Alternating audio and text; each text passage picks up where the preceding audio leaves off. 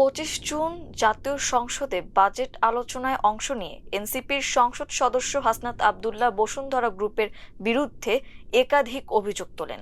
তিনি বসুন্ধরা গ্রুপের বিরুদ্ধে করা দুদকের মামলার অগ্রগতি না হওয়া, সরকারি দলের সাথে সম্ভাব্য আন্ডার টেবিল সমঝোতা এবং গ্রুপটির বিরুদ্ধে আইনগত ব্যবস্থা না নেওয়ার কারণ নিয়ে প্রশ্ন তোলেন।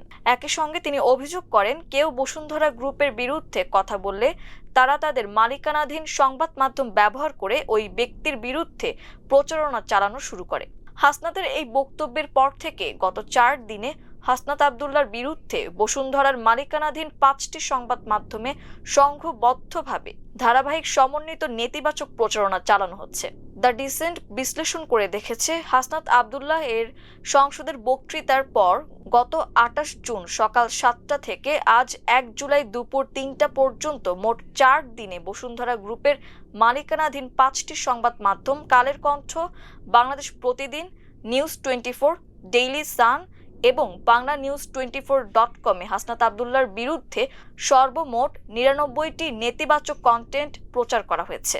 অনেক ক্ষেত্রেই হুবহু একই প্রতিবেদন অল্প সময়ের ব্যবধানে 5টি সংবাদ মাধ্যমে প্রকাশিত হয়েছে। দ্য ডিসেন্টের এক বিশ্লেষণে বলা হয়, 28 জুন সকাল 7টা 4 মিনিটে কালের কণ্ঠের ওয়েবসাইটে হাসনাত আব্দুল্লাহ সাদা সাদা কালা কালা শিরোনামে প্রথম প্রতিবেদনটি প্রকাশিত হয়। এর 8 মিনিট পর সকাল 7টা 12 মিনিটে একই বিষয় নিয়ে একটি ফটো কার্ডও প্রকাশ করা হয়। ওই সময় থেকে 1 জুলাই দুপুর 2টা পর্যন্ত অর্থাৎ প্রায় 79 ঘন্টায় বসুন্ধরা গ্রুপের এই 5টি সংবাদ মাধ্যমে হাসনাত আব্দুল্লাহকে নিয়ে মোট 99টি কন্টেন্ট প্রকাশিত হয়। 5টি সংবাদ মাধ্যমের মধ্যে কালের কণ্ঠে সর্বাধিক 76টি কন্টেন্ট প্রকাশিত হয়। এর মধ্যে ছিল 35টি ভিডিও, 11টি সংবাদ প্রতিবেদন এবং 30টি ফটো কার্ড। ডেইলি সানে মোট 9টি কন্টেন্ট প্রকাশিত হয়, যার মধ্যে ছিল 6টি সংবাদ ও 3টি ফটো কার্ড।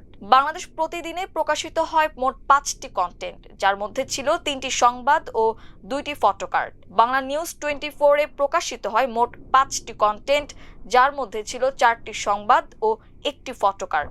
অন্যদিকে নিউজ 24-এ একই সময় পর্বে হাসনাত আব্দুল্লাহকে নিয়ে 4টি সংবাদ প্রকাশিত হয়। দিনভিত্তিক বিশ্লেষণে দেখা যায়, সবচেয়ে বেশি কন্টেন্ট প্রকাশিত হয় 28 জুন। সেদিন 5টি সংবাদ মাধ্যম মিলিয়ে মোট 37টি কন্টেন্ট প্রকাশিত হয়। পরদিন 29 জুন প্রকাশিত হয় 18টি কন্টেন্ট, আর 30 জুন প্রকাশিত হয় 27টি কন্টেন্ট। 1 জুলাই প্রতিবেদন লেখার সময় পর্যন্ত আরও 17টি কন্টেন্ট প্রকাশিত হয়েছে। 28 জুন থেকে 1 জুলাই পর্যন্ত প্রকাশিত 99টি কন্টেন্ট বিশ্লেষণ করলে দেখা যায়, এগুলোর বড় অংশই কোনো স্বতন্ত্র প্রতিবেদন নয়। একই বিষয় বা অভিযোগকে বিভিন্ন ফরম্যাটে সংবাদ, ভিডিও, ইংরেজি অনুবাদ এবং ফটো কার্ড হিসেবে বসুন্ধরা গ্রুপের 5টি সংবাদ মাধ্যমে একাধিকবার প্রকাশ করা হয়েছে। বিশ্লেষণে অন্তত 9টি স্বতন্ত্র বা মূল কন্টেন্ট চিহ্নিত করা যায়, যেগুলো খণ্ডিত করেই অধিকাংশ কন্টেন্ট তৈরি হয়েছে। এর মধ্যে উল্লেখযোগ্য হলো হাসনাত আব্দুল্লাহ সাদা সাদা কালা কালা, মব বিতর্কে হাসনাত আব্দুল্লাহ, হাসনাতের দাপটে আক্রান্ত এক দিনমজুর পরিবার, মোহাম্মদ তারেক রহমানের একটি ভিডিও বক্তব্য, রাশেদ খানের বক্তব্য, হাসনাত আব্দুল্লাহ সাংবাদিকদের কণ্ঠ রুদ্ধ করে দিয়েছিল শিরোনামের ভিডিও এবং চেতনাবোধ না থাকলে মানুষ হাসনাতদের প্রত্যাখ্যান করবে শিরোনামের ভিডিও।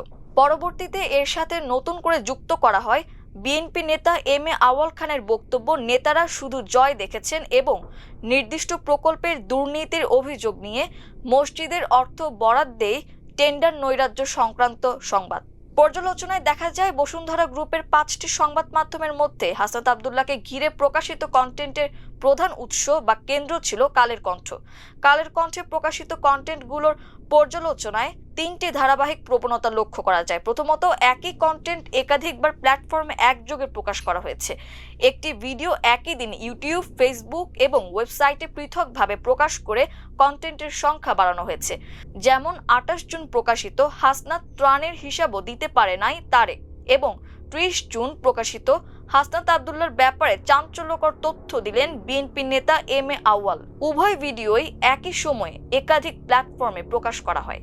দ্বিতীয়ত, একটি সংবাদ বা বক্তব্যকে ভেঙে একাধিক স্বতন্ত্র কন্টেন্টের রূপ দেওয়ার প্রবণতা দেখা যায়। বিশেষ করে ফটো কার্ডে একই বক্তব্যের বিভিন্ন অংশে আলাদা শিরোনাম ও ক্যাপশন দিয়ে পুনরায় প্রচার করা হয়েছে। উদাহরণ হিসেবে 1 জুলাই মসজিদের অর্থ বরাদ্দে হাসনাতির টেন্ডার নৈরাজ্য বিষয়টি নিয়ে অন্তত 6টি পৃথক ফটো কার্ড প্রকাশ করা হয়। একইভাবে 28 জুন মোহাম্মদ তারেক রহমানের বক্তব্য থেকেও একাধিক ফটো কার্ড তৈরি করা হয়েছে। তৃতীয়ত, কালের কণ্ঠকে এই কন্টেন্ট প্রবাহের প্রাথমিক উৎস হিসেবে দেখা যায়। অধিকাংশ ক্ষেত্রে প্রথমে কালের কণ্ঠে সংবাদ, ভিডিও বা ফটো কার্ড প্রকাশিত হয়েছে, পরে একই শিরোনাম, একই বক্তব্য বা একই তথ্যভিত্তিক কন্টেন্ট ডেইলি সান, বাংলাদেশ প্রতিদিন, বাংলা নিউজ 24 ও নিউজ 24-এ প্রকাশ করা হয়েছে। তুলনামূলক বিশ্লেষণে দেখা যায় একাধিক কন্টেন্ট প্রথমে কালের কণ্ঠে প্রকাশিত হওয়ার পর একই গ্রুপের অন্য সংবাদ মাধ্যমগুলোতেও ধারাবাহিকভাবে প্রচারিত হয়েছে। ফলে বসুন্ধরা গ্রুপের এই সমন্বিত কন্টেন্ট প্রবাহে কালের কণ্ঠ কার্যত মূল ফিডার বা প্রাথমিক উৎসের ভূমিকা পালন করেছে।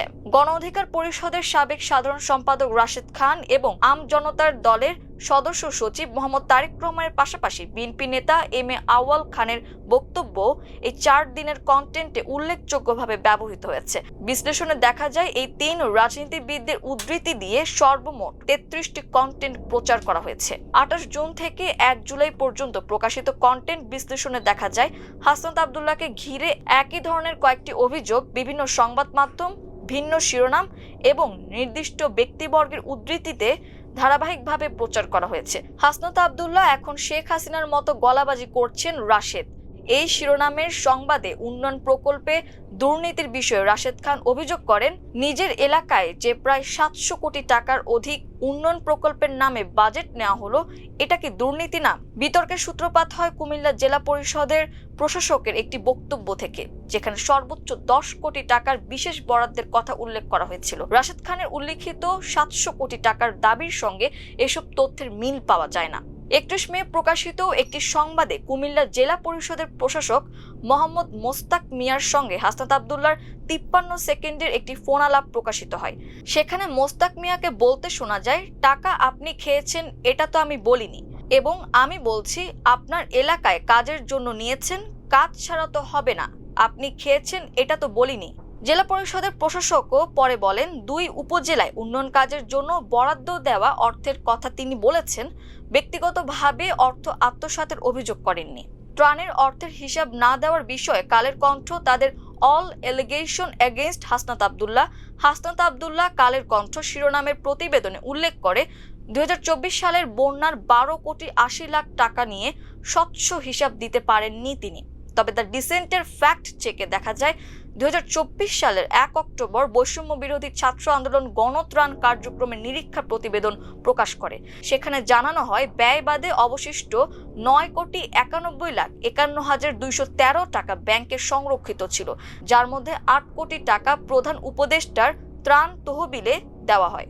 একটি আন্তর্জাতিক অ্যাকাউন্টিং নেটওয়ার্কের সদস্য প্রতিষ্ঠানের মাধ্যমে পরিচালিত নিরীক্ষায় ত্রাণ তহবিল ব্যবস্থাপনায় কোনো অস্বচ্ছতা পাওয়া যায়নি। প্রেস ইনস্টিটিউট অফ বাংলাদেশের মিডিয়া বিষয়ক সাময়িকী নিরীক্ষা এর 2025 সালের এপ্রিল-জুন সংখ্যায় প্রকাশিত শিকারী সাংবাদিকতার উত্থান পর্ব শীর্ষক প্রবন্ধে গণমাধ্যম বিষয়ক গবেষক অধ্যাপক আল মামুন লিখেছেন, এ ধরনের সাংবাদিকতায় কোনো ব্যক্তি বা গোষ্ঠীকে পরিকল্পিতভাবে লক্ষ্যবস্তু বানিয়ে বিভিন্ন ক্ষমতা কেন্দ্র ও স্বার্থ গোষ্ঠীর যোগসাজশে ধারাবাহিকভাবে কন্টেন্ট তৈরি ও প্রচার করা হয়।